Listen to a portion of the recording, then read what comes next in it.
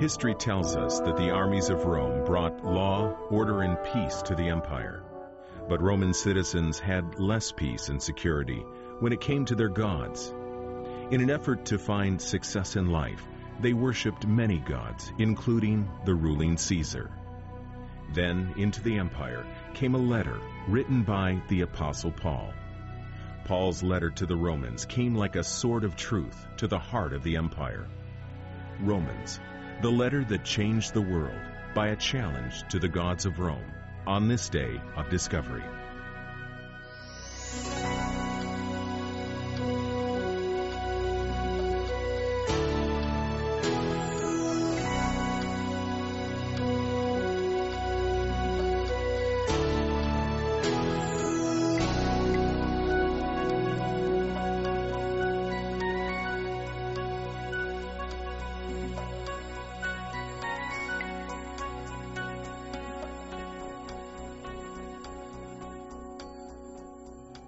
This is the land of the Bible, modern Jordan. This region of Jordan marked the eastern frontier of the Roman Empire, and here remains the most well-preserved Roman city in the world, the city of Jerash. Jerash, one of the 10 Middle Eastern cities that the Romans knew as the Decapolis. Jerash was just one of hundreds of imperial cities modeled after the city of Rome, which was some 1,500 miles away. These strategic Roman cities are a major reason that the empire could maintain control of its many occupied nations. Day of Discovery's Mark D. Hahn and Jimmy DeYoung have entered the gates of Jerash to enter the world of the Roman Empire.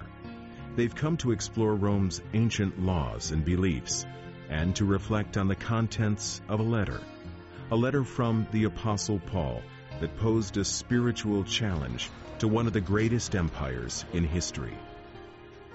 Have you ever tried to imagine yourself living in another time and place? Let's see if we can find ourselves today in a day when the Caesars of Rome ruled the world and held the power of life and death in their hands. Well, speaking of life and death, we're very close to the Hippodrome. We ought to go in here at Jerash and see how they will reenact what took place in the Roman Empire, the Circus Maximus. Great Circus Maximus, a center for entertainment in the Roman Empire. Uh-oh, Martin, looks like, to me, one of the gladiators. You going to take him on, or will I take him on? No, but we were talking about Rome holding in his hand the power of life and death.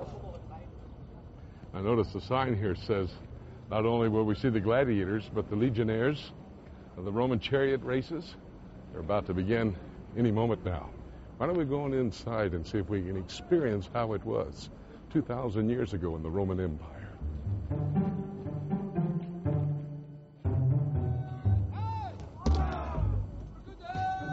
Hey, Jim, this doesn't feel right. Did you pay that parking ticket? I did. I don't think we should be here right now. Jimmy and I were expecting a reenactment, but we had no idea we were going to be so close to the action.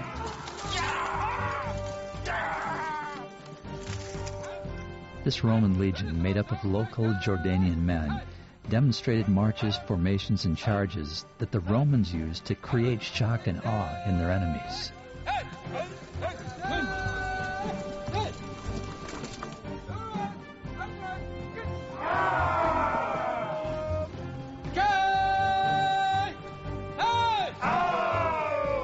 Next came the gladiators. Though the fights were rehearsed, we still felt the threat of their ancient weapons. When one gladiator took control of the other, he'd turn to the crowd and ask for the sign of life or death. Thumbs up for life, and thumb not down but to the side meant death. That thumb turned to the side pictured a knife to the throat. The final event was the chariot races here in the Hippodrome. The Hippodrome, a word that means a horse racetrack, was a sports arena, a theater, and a showcase for Roman power. It was the ancient high-definition television, only in real life. Military might, in conjunction with firm laws, ensured that Roman authority was respected throughout the region. The Roman law code, of course, which has had such a tremendous subsequent influence on the world's law codes. As a matter of fact, most of the world's law codes are based either or partially on English common law and Roman law.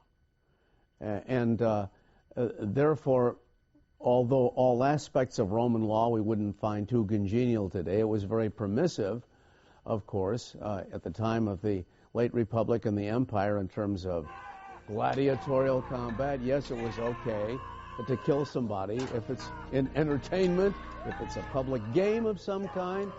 This is a brutal aspect of Romanitas, Roman culture, that we find so hard to believe today.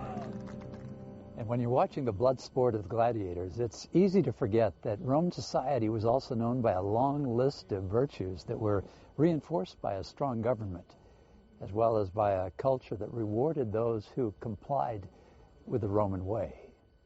The Romans were famous for what we might call their emphasis on the Stoic virtues. They prided themselves on being people of discipline. They prided themselves on being people who would establish the rule of law, who would help people to find their rightful place in society and live as good citizens in relationship to one another. Rome was built on strong virtues: law, faithfulness to the law and the authorities, hard workers, practical view of life. And many agree to say that these virtues gave the strength to Rome and spread out all over the Mediterranean area. Its armies had conquered most of Western Europe, up to the Euphrates River in the east. They will finally go on and even conquer Mesopotamia. So here we have an empire that extended generally from Britain in the northwest to Babylon in the southeast. Citizens of the Roman Empire believed that the gods themselves had arranged for them to conquer and civilize the world. And certainly this fact of feeling a sense of mission, that the gods had put them on the earth to conquer and civilize. And in their own words, for example, Livy tried to stress this fact that they succeeded because they were virtuous. And what he meant by virtuous was this capacity that the Romans had of putting the public good before their own, this fact of recognizing authority, of having respect for authority, of recognizing the absolute value of discipline, of worshiping the gods in the correct manner, and knowing how to suffer and resist. Among these Roman virtues was tenacity, strength of mind, the ability to stick to one's purpose, industriousness, hard work, dutifulness, a respect for the natural orders socially, politically, and religiously, includes the ideas of patriotism and devotion to others. Through the reenactment, Jimmy and I could see that by discipline and hard work, Roman soldiers and citizens could know that they were in good standing with their Caesar. But spiritually, Romans really had no idea if they were measuring up to the requirements of their gods. Though Rome had brought peace to the empire, her people had no source of personal peace in this life, nor hope for the life to come. They had no way of knowing whether their lives would be given a thumbs up or a thumb of death. This was due in part to the fact that the Romans were confused by their polytheism. They really didn't know what to believe. The Romans hedged their bets, that they didn't really believe necessarily that there was a guy called Apollo who drives the sun through the sky every day on a chariot. They were extremely cynical about the ancient myths. This is something which had already taken place in Greece long before Rome came to prominence. Plato says this, and so they believed that the blessed gods, in their blessedness, were fundamentally indifferent to the individual. But these are accepted traditions and customs that we worship the gods in a certain way, we offer certain sacrifices, we adhere to certain customs, and so we just keep doing this without really believing. So there were a lot of mystery cults in the ancient world, which were, we don't know very much about them because none of them has a sacred book that is a definitive reference point the way the Bible is a definitive reference point for Jews and Christians. But they do create a sense that on some level the divinity is really interested in you. So the Romans kept their options open, as it were. And it would not be at all an unusual thing for an ordinary Roman to participate in the public worship of the emperor as a god, and then go home and offer sacrifices to his cloud of dead ancestors, and then, later on in the week, go and participate in the rites of Mithras or Isis or some other mystery cult. Yeah, that's something to write home about. You mean email? Email? You realize where we are? That's what you always use. Come on, Jim. Come on. Remember where we are. We're going to write this Roman out longhand on this, okay? You got something to do tonight. Oh, looks like a first century scroll of some type.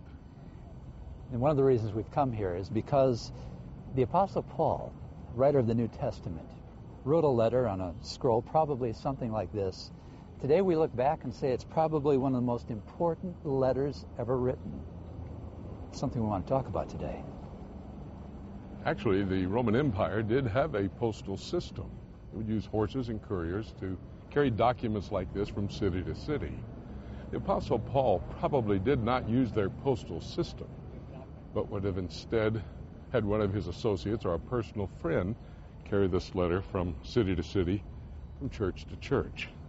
This particular scroll is a replica, made very similar to the ones that would have been available in the first century. It would have a leather cover, and then the parchment inside. Paul's letter, quietly carried into the capital of Rome, was addressed to the citizens of this great city, to house churches made up of both Jewish and Gentile followers of Christ.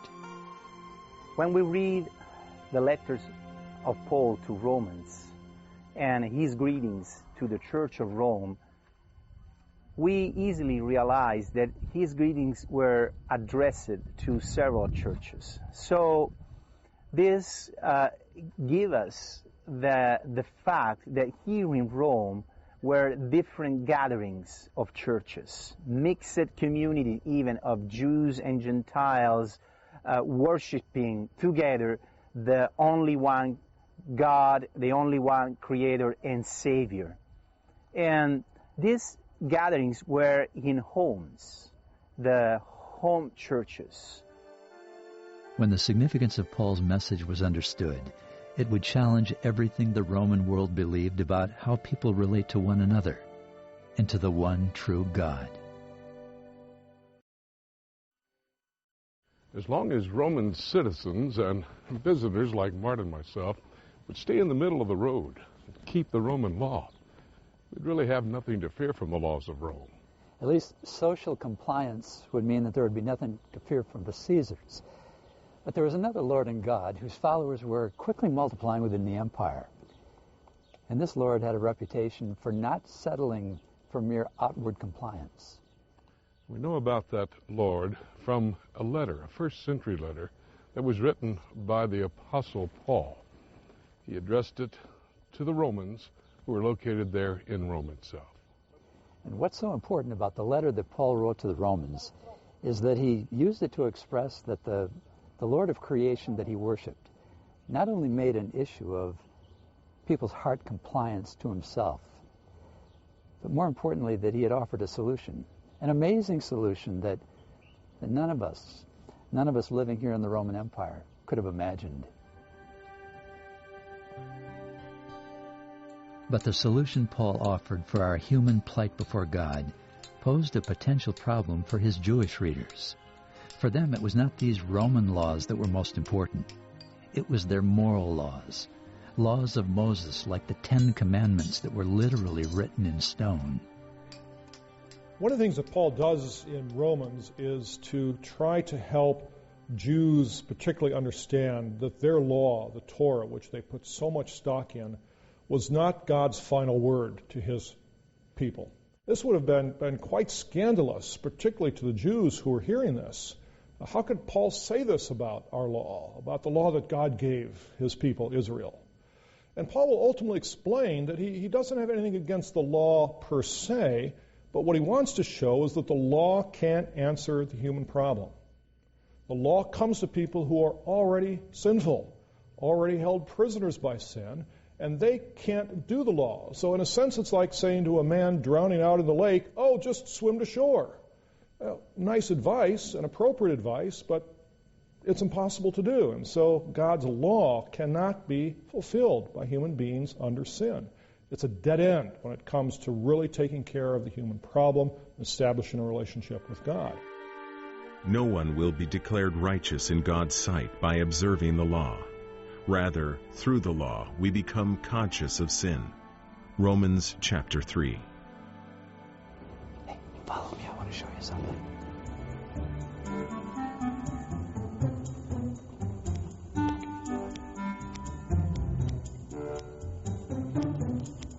Hey, Jim, what you doing?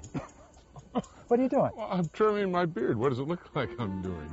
It looks like you found a relic to me. What are you doing with this thing? That's ridiculous. Now, wait a minute. Is that My daughter gave me that many years ago. It looks like a Roman relic to me. I've used it for these many years. What do you? You can't even see yourself in that. And it does not make you any more handsome, does it? Or good either, Jim. Look at that. I can't believe it.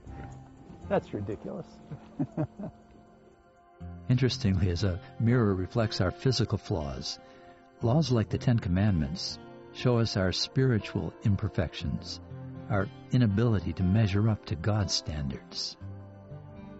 I would not have known what sin was except through the law. Romans chapter 7. So although God's law is a good and holy thing, it tells us who He is, it gives us good advice, it's not the answer to the problem. So Paul's attack on the Jewish law, I think implicitly we have to see becomes an attack on all law, on whatever system people are trying to establish as a way of finding approval with God and making themselves feel good. The Romans had a great emphasis on law. They were famous for their laws and the way they tried to rule the empire with authority and justice and so forth. And so when Paul is attacking the Jewish law, by implication, he is clearly attacking that Roman law as well and saying that's a dead end. The Roman law might be a very helpful thing, but it's not the answer. You'd better not put your eggs in that basket because it's not going to be something that ultimately will satisfy. This location along the Cardo would be what we would understand as a soldiers' club, a Roman soldiers' club. Hey, Jim, come on up here. I got the solution. You're a Roman soldier, right? And this is a fountain. Imagine it filled with water. Look down, Jim. What do you see? The reflection. A reflection big enough for you, Jim. I can't carry this with me, though, like my little mirror. Right. You know, we've been joking about seeing ourselves in a reflection. The Apostle Paul, in his letter to the Romans, wasn't joking, though, when he talked about our struggle to look good and to be good. In fact, when you read what Paul wrote to the Romans, you get the sense that the law itself, whether it be Jewish law or Roman law, would be like a mirror, a reflection. You could look into it and see what you were like, but it wouldn't change you. That is true. Whether it be the Roman law or the Ten Commandments of Moses, the law does not make someone good. The law is like a mirror. It'll show us what the problem is, but it can't fix the problem. And that's why the first century letter that the Apostle Paul wrote to the Romans became so very helpful. Jim, in the background, we hear the Muslim call to prayer. And that would be true for every religion. All religions tend to moralize. They tend to go to laws and to what they believe God expects of us. But in reality, Paul's letter to the Romans makes it clear, no, it's not laws. It's something else that God Himself has done for us. It caught my attention that the Muslim call to prayer came at the very moment that we were discussing that obedience to the law can never make us right with God. Today, Jerash is a Muslim city, a city where most of its residents seek to follow a legal system that calls them to pray at least 5 specific times during the day. To be accepted by Allah, by their God, They feel that they must outwardly comply with the laws set down by Muhammad, whom they consider to be God's prophet. Behind us is the Temple of Diana, a Roman goddess.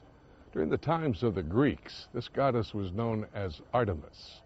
The Romans were polytheists. They worshipped many gods, which means that in addition to Caesar, they worshipped gods and goddesses, many of whom acted out lustful ways in relationships. So when you think about it, the gods and goddesses that the Romans worshipped were in many ways no better than themselves. And yet they tried to gain favor with their gods. They would offer incense and sacrifices for blessing and somehow to become better. And yet they had no assurance that a God, their God, would bless them or make them any better.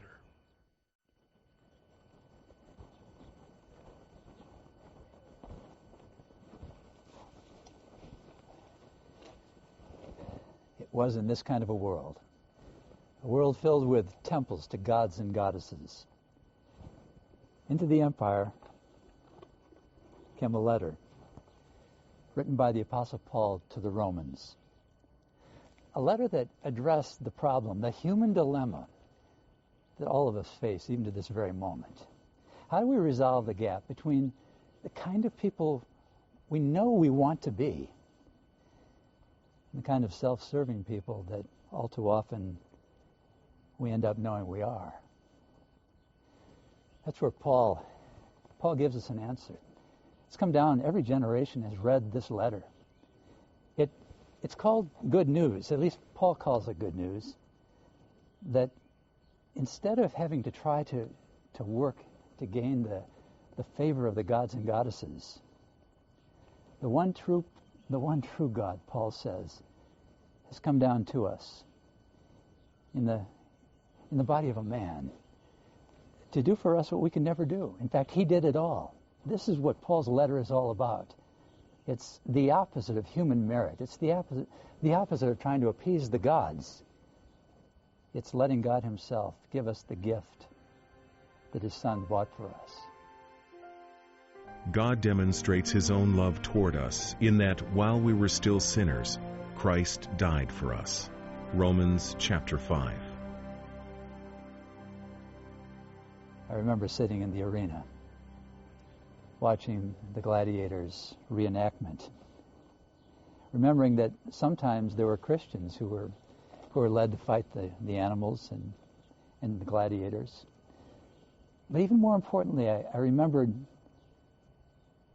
I started to imagine that all of a sudden in the middle of the fight, the Caesar, the governor, stood up and he got everybody's attention, and suddenly it was as if everybody stopped. I'm thinking in my mind. And then the governor steps out and he goes down to the arena and he motions to one of the poor struggling gladiators, one of the poor struggling Christians, and he motions him aside. And then he begins to fight. And then as I watch, it's almost as if voluntarily he dies. He dies in the place of this poor struggling fighter. You know, in real life terms, that's what Paul's good news and letter is all about. Only it's much more amazing than that. It's much truer than that. It's about the Creator God who becomes a man. That man voluntarily dies in behalf not only of one poor struggling fighter, but on behalf of every man or woman who's ever lived and sinned in this world. And Paul goes on to say, this champion, this king, this Messiah, this Lord, this sovereign, not only delivers from death this poor, struggling person, but offers to give him or her everything they need. Paul's answer becomes life for anybody who will bow the knee to the one true God, who's offered to do it all. And all he requires is the faith in the heart, the surrender of those who will believe in him.